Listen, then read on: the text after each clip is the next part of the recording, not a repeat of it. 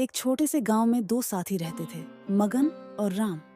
राम हमेशा मेहनत करता, मगन आलसी था और हमेशा छोटा रास्ता ढूंढता। गांव के लोगों की अपनी अपनी कहानियां थीं, पर मगन की कहानी आज घर के भीतर चल रही थी। अरे राधा, कल तुम मायके गई थी ना, वहां से कुछ लाई क्या? क्या लाई? और क्यों लूं? बताओ तो सही। मैंने कहा था जब मायके जाओ तो कुछ पैसे ले आना। हर बार यही बात। जब भी मैं मायके जाती हूँ तुम कुछ न कुछ मांग लेते हो। क्या मेरे मायके पर पैसों का बैंक खुला है जो तुम हर बार ले आते हो? मैं तुम्हें पैसा भेजने नहीं जाता, तुम्हारे पास भेजता हूँ। और तुम जानती हो मेरे पास अभी एक पैसा भी नहीं है। हाँ तो कम करो और काम करो। शादी के बाद से मैं ही खाना पानी, घर का हर खर्च अपने मायके से उठाती आई हूँ। तुम कहीं मांग कर लाते हो, कहीं बेच कर। अब बस, मैंने तुम्हारे लिए सब कुछ सह लिया। तुम्हारी जमीन बेच दी तुमने, अब और क्या बचा है बेचने के लिए? मेरे बाबूजी से मैं अब एक पैसा भी नहीं मांगूंगी। अगर पैसों की जरूरत है तो खुद कमाओ। ये क्या बोल रही हो? अब एक थप्पड़ में तुम्हारी सारी अक्ल ठिकाने आ जाएगी। या तो मुझे पैसे ला कर दो या फिर अपने मायके वापस चली जाओ। बस यही आता है तुम्हारे पास, मारपीट और धमकी। अगर हिम्मत है तो कुछ कम करके दिखा। अगर मैं चाहूं तो पैसों की गड्डियां ला सकता हूं, दिखा दूं क्या? गांव में एक बड़ा जमींदार था, कैलाश। कैलाश ब्याज पर पैसा देता और जो चुकाता नहीं उसके साथ उसके नौकर हीरो सख्ती से पेश आता। कहते हैं जो कर्ज लौटता नहीं उसे हीरो मारकर सजा दे देता था। तकदीर ऐसी कि टूटते फिरते लोग और भी गहरे कर्ज में धंस जाते थे। अरे धीरू, राम ने जो पैसे लिए थे वह लौट आए क्या? नहीं सेठ जी, उसने जो पैसे लिए थे वह लौटे नहीं, और जो ब्याज था वह भी लौटाने में असमर्थ है। तो तुमने क्या किया? सेठ जी, मैंने उसकी जमीन पर कब्जा कर लिया है, उसे धमकाया और गांव वालों के सामने उसे पीटा भी, ताकि सबको सीख मिले। बहुत अच्छा। अब जहां जहां से वह और पैसे ले रहा है वहां भी जाकर ले आओ। उसे और भी परेशान करो, दिखाओ कि कर्ज लौटना है, वरना सजा मिलेगी। तेरू वहां से चला गया।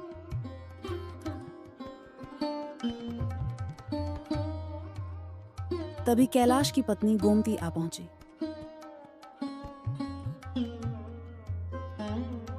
आओ गोमती, बैठो यहाँ। मैं बैठती हूँ, पर मुझे आपको कुछ बताना है। बोलो क्या हुआ? मैं कहाँ मना कर रहा हूँ। हमारे दामाद मगन को पैसों की जरूरत है, पर हमारी बेटी राधा पैसे लेने से मना कर रही है। इसीलिए हमारे दामाद कह रहे हैं कि राधा को घर से बाहर कर देंगे। क्या बोल रही हो?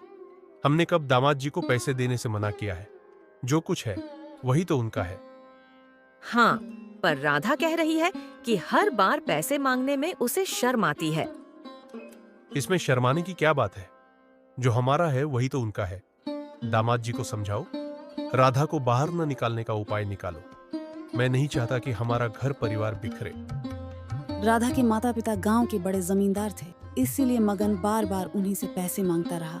पर अब राधा का ठहराव और परिवार की आपत्तियां पूरे हालात को और तंग कर रही थीं।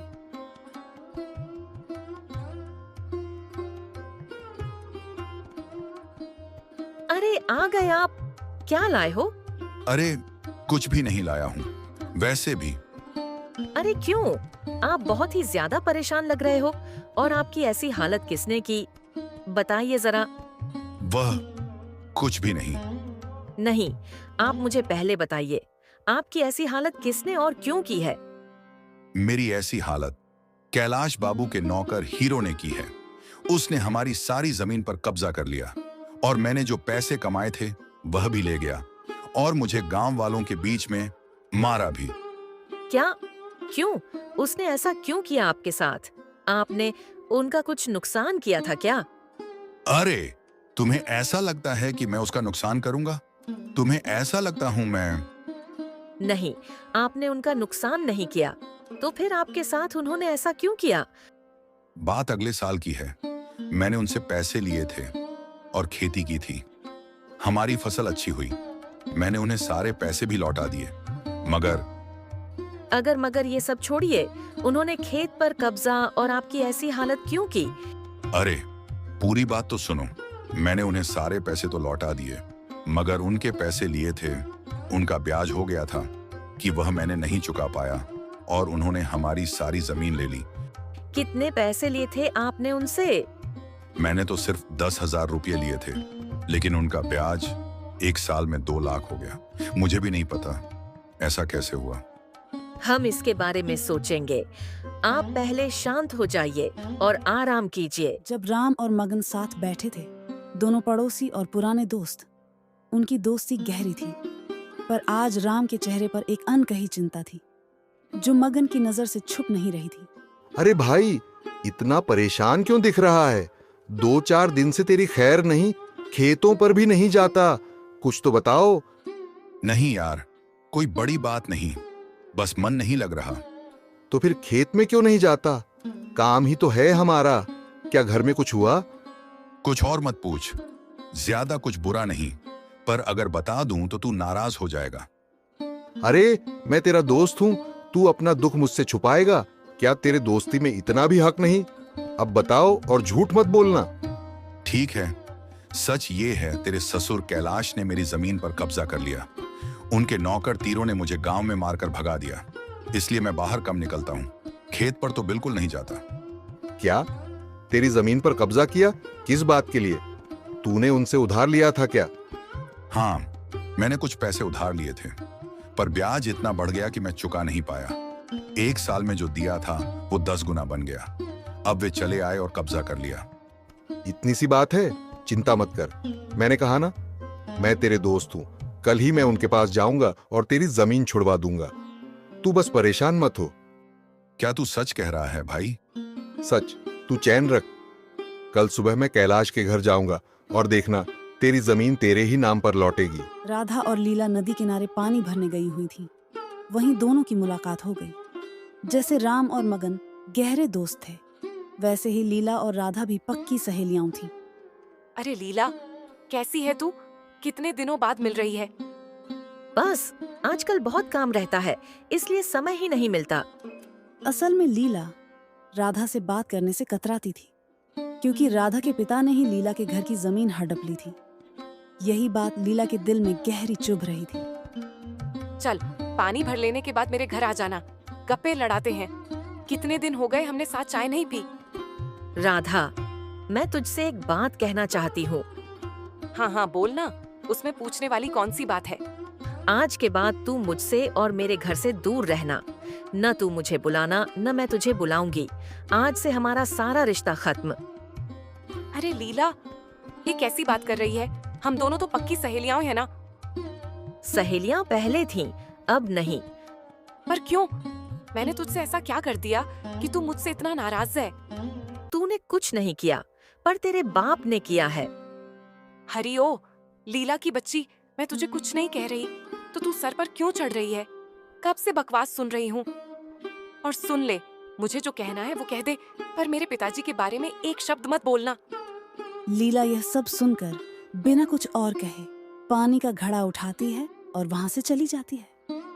ये क्या हो गया? लीला ने मुझसे कभी ऐसी बातें नहीं की, और वह भी मेरे पिताजी को लेकर। आखिर उन्होंने ऐसा क्या किया होगा? शायद लीला के घर वालों को ही पता होगा। अच्छा, घर जाकर पूछ ही लेती हूँ।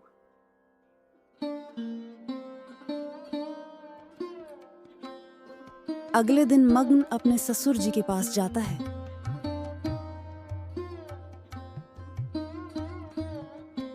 अरे आओ बेटा, कैसे हो? हमारी बेटी राधा क्या कर रही है? वह सब छोड़िए, मैं आपसे एक जरूरी बात करने आया हूँ। हाँ बोलो ना बेटा, क्या बात है? तुम किसी पैसों के काम से आए हो या कुछ और चाहिए? कोई काम है क्या? पैसों के लिए नहीं आया हूँ, और अब मैं आपके पास कभी पैसे नहीं मांगूंगा। क्यों बेटा, क्या हमने कुछ गलती कर दी? आपसे बहुत बड़ी गलती हुई है। तो बताओ, क्या किया हमने जो तुम इतना नाराज हो? आपने मेरे दोस्त राम को धोखा दिया और उसकी सारी जमीन हड़प ली। बेटा, हमने उसकी जमीन आरटी नहीं ली। उसने मुझसे पैसे लिए थे और लौट आए नहीं। मैंने क्या करूं? इसलिए मैंने जमीन ले ली। पर उसने आपके सारे पैसे लौटा दिए थे। आपने उस पर इतना ब्याज लगाया, इतना कि उसने उतना लिया भी नहीं था। हाँ तो क्या हुआ? यही हमारा धंधा है। और इसी कारण मैं इस गांव का प्रधान हूं। मैं कुछ भी नहीं जानता, आप बस उसे उसकी जमीन लौटा दीजिए, बस यही मेरी गुजारिश है। नहीं बेटा, वह संभव नहीं है। तो आप उसे उसकी जमीन नहीं लौटाओगे? ये तो नामुमकिन है। तो जो करना है करिए, पर जो मैं करूंगा वो मैं करूंगा। भला तुम क्या करोगे? मैं आपकी बेटी राधा को आपके पास भेज दूंगा और उसके साथ मेरी शादी तोड़ दूंगा। नहीं बेटा, ऐसा मत करिए। हम जमीन लौटा देंगे, ऐसा कुछ भी नहीं होना चाहिए। ये दामाद जी क्या कह रहे हैं, ये सही नहीं। बेटा, तुम ऐसा मत करो। मैं कल ही उसकी जमीन लौटा दूंगा। बस ऐसी बातें मत करो। ठीक है, आप उसे जमीन लौटा दीजिए, मैं कुछ नहीं करूंगा, पर ये याद रखिएगा। उसे मैं कल ही जमीन लौटा दूंगा। बस तुम कुछ भी मत करना। थोड़े दिनों के बाद राम और लीला मगन और राधा से मिलने जाते हैं। अरे भाई साहब, आप और लीला आओ, यहाँ बैठो ना, खड़े क्यों हो? बहन राधा, मैं यहाँ बैठने के लायक भी नहीं हूँ। मैंने जो तुम्हारे साथ कहा, मुझे माफ कर देना। तुझे माफी मांगने की जरूरत नहीं, मुझको तुझसे माफी मांगनी चाहिए। मेरे पिताजी ने तुम्हारे साथ और राम के साथ बुरा किया। मगन जी ने सब कुछ मुझे बता दिया। हाँ, तुम्हारे पति ने हमारी बहुत मदद की थी। अरे भाभी, ऐसी क्या बड़ी बात है? हाँ, राम मेरा सच्चा दोस्त है, जो भी हुआ सब खत्म। चलो, अंत भला सब भला। ऐसा कहकर सभी लोग बहुत ही ज्यादा खुश थे, लेकिन वहीं पर बहुत ही ज्यादा खुशी के बीच एक तरफ धीरू गुस्से से भरा हुआ था। एक दिन रात के समय जब राम खेतों से लौट रहा था, तभी धीरू ने उसके सर पर एक जोरदार वार किया और उसे मार दिया। फिर इस जंगल में उसने एक बहुत बड़ा गड्ढा खोदा और राम को उसी गड्ढे में दफना दिया। एक का काम तो मैं तमाम कर दिया, अब बस एक और बचा है, उसे भी मैं दबा दूंगा। ठंडी हंसी नहीं, केवल निश्चितता।